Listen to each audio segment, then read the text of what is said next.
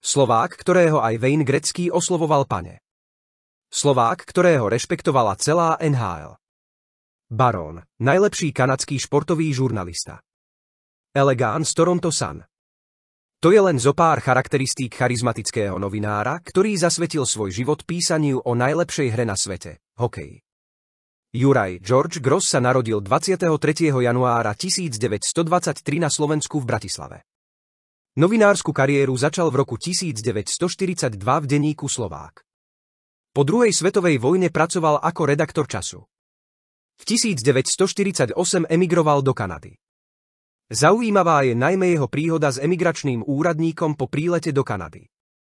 Na otázku úradníka, akú prácu chcete v Kanade vykonávať, Gross razantne odpovedal: ja budem hokejový novinár.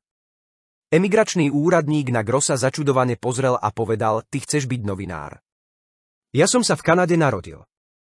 Chodil som tu do škôl, dobre poznám jazyk a nikdy by som si netrúfol povedať, že budem novinárom.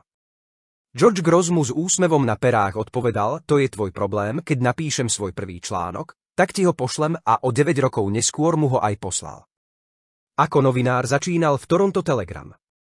Neskôr prešiel k Toronto Sun, kde pôsobil až do posledných dní svojho života. Ešte aj vo svojom veku 85 rokov písal pre Toronto Sun 2 úvodníky týždene. Ako prvého žurnalistu v histórii ho vedenie NHL za jeho propagáciu hokeja uviedlo do siene slávy NHL. Medzi také hviezdy hokejového sveta ako Gordie Howe, Wayne Gretzky či Peter Šťastný.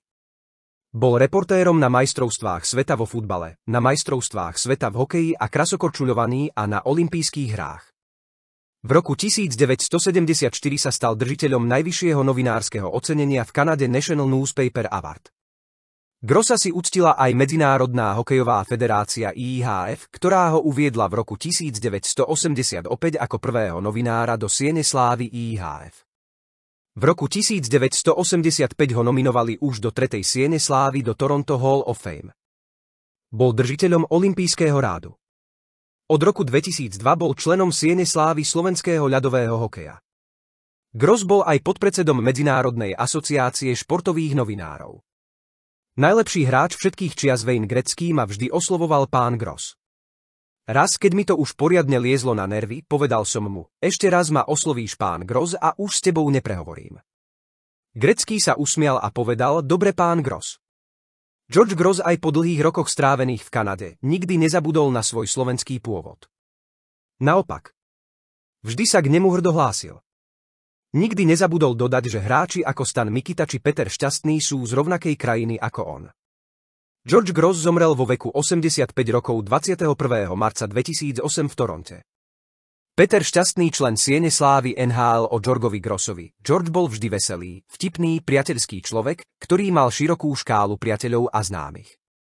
Bol uznávaný a vysoko profesionálny novinár, o čom svedčia i mnohé jeho vyznamenania. Osobne sme sa poznali asi 30 rokov. Ak sa vám text páčil, dajte prosím like a odber. Autor Hokej žurnál Pavol Číslikovský.